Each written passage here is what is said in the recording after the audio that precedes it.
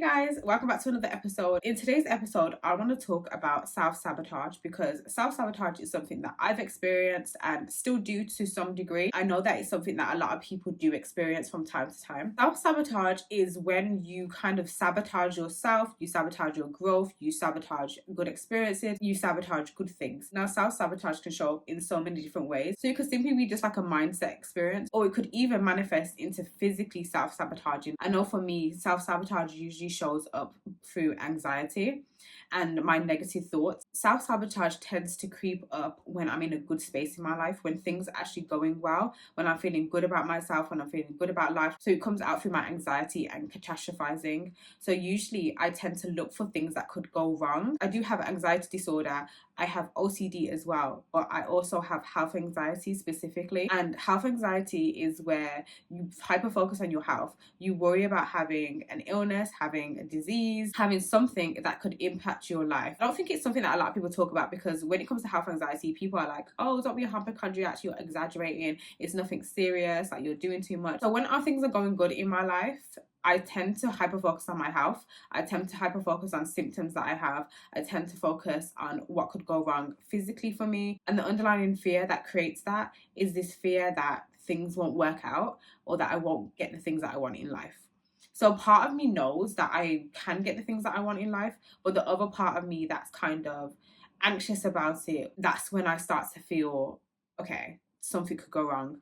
My health is something I need to focus on. I need to worry, oh, this symptom, this headache, this feeling, this emotion, this.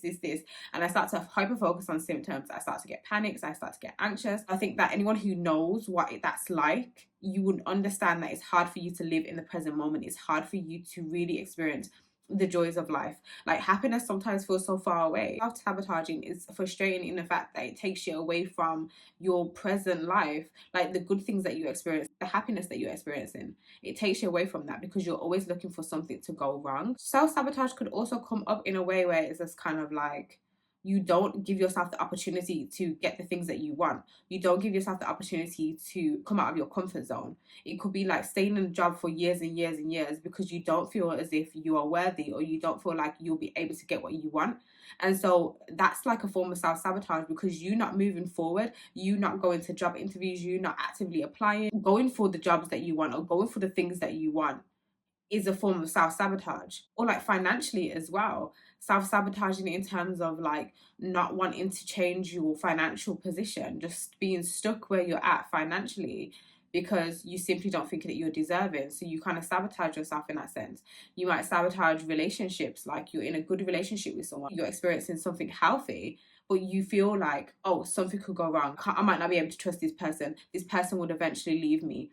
This person doesn't really like me. This person doesn't love me. Like, you have all these negative thoughts, and these negative thoughts, these insecurities, this low self-esteem, this lack of confidence is causing you to self-sabotage. And what you might find is that when you self-sabotage in certain relationships, it might be that you self-sabotage in a way where you end up creating chaos somehow at some point. So if you sabotage it early on, then you can tell yourself, oh, it wasn't going to work out. But really, you did that. The ownership is on you because you sabotaged it, because you don't feel worthy of that thing. You don't feel confident enough about your ability to show up for that person or show up in this relationship in healthy and positive ways. It causes you to overthink, it causes you to be negative, and it causes you to ultimately self-sabotage something that might have been really good for you. Self-sabotaging is a self-protective mechanism. It's a way for us to protect ourselves from things going wrong.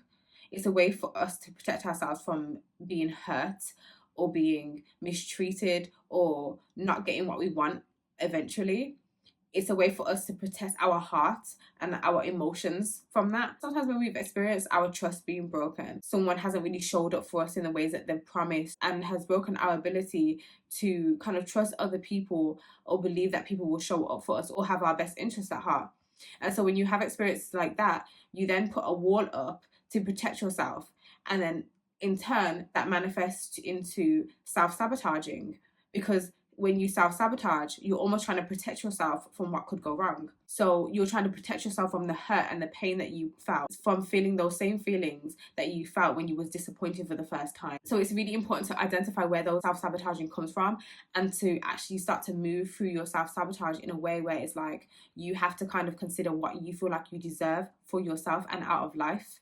Because I feel like when you self-sabotage, part of that is because you have low self-esteem or because you don't trust in your ability to experience good things. It might also be good to reflect on how strong your spiritual foundation is, whether you truly believe that someone is supporting you, that you're being guided, that you're being divinely protected, that you can trust that God has your best interests at heart. So when you can't trust anyone else, or even if you can't even trust yourself, trust God. I know that not everyone is religious, so I don't want to like kind of box it into that being the only thing. But for me personally, and for people who can relate, I know that having that spiritual foundation is important, and it allows me to kind of ease my anxieties and ease some of the fears that I have.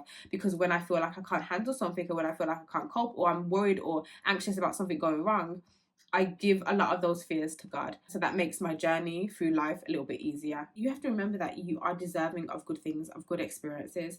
And sometimes we kind of feed ourselves narratives. We're not deserving of love. We're not deserving of good things. And that might be because of the things that we've experienced in childhood. That might be because of what people have told us. It might simply have been because we've done certain things that came from a space of like low self-esteem, low self-worth, and lack of confidence, and like certain instances where we hadn't shown up for ourselves, we hadn't treated ourselves in the right ways, and it kind of makes us feel as if we're undeserving. And then that undeserving feeling then pours into our personal lives, and then we start to self-sabotage. It's about getting to the core root of your self-esteem, of your true feelings of worthiness, and whether you do feel worthy of good experiences, because that's really important. That's part of it. When you feel worthy of good experiences, the less you will self-sabotage, because you will see something good and you will honor it and you will trust it and you will keep it, you'll protect it and you will keep it safe. And that could be like a relationship. When you have a good relationship, you won't sabotage that relationship. When you have good people in your life, you won't sabotage those experiences with those people. You will do what you can to protect it and look after it, because it's sacred to you and it's important to you, but you feel deserving of it. So it's about feeling deserving of those good things in life, and also work on rebuilding the foundation of trust that you have within yourself.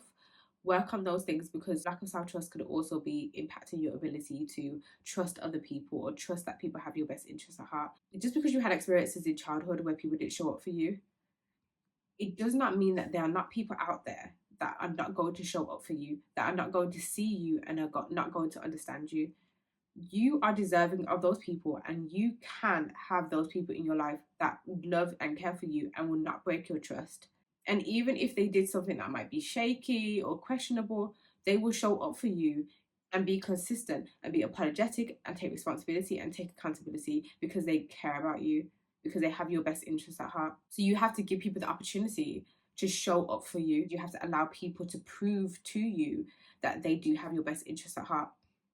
But if you're not open to that and you're not open to that experience, then you will just continue to self-sabotage, telling yourself a narrative that kind of blocks out the ability for other people to show up for you. But it's also being forthcoming and being open about the fact that you tend to self-sabotage. Because one thing as well, sometimes we don't want to be honest about the things that we struggle with. So if you tend to self-sabotage, there's nothing wrong with being honest about the fact that you do self-sabotage. There's nothing wrong with being honest about the fact that something might be triggering you. And it doesn't mean that they have to sit around and put up with the fact that you're going to self-sabotage everything. It's not that. It's just that it gives you the ability to see how someone shows up for you and how they give you grace. Because your self-sabotaging came from somewhere, came from something that was completely outside of yourself and outside of your control.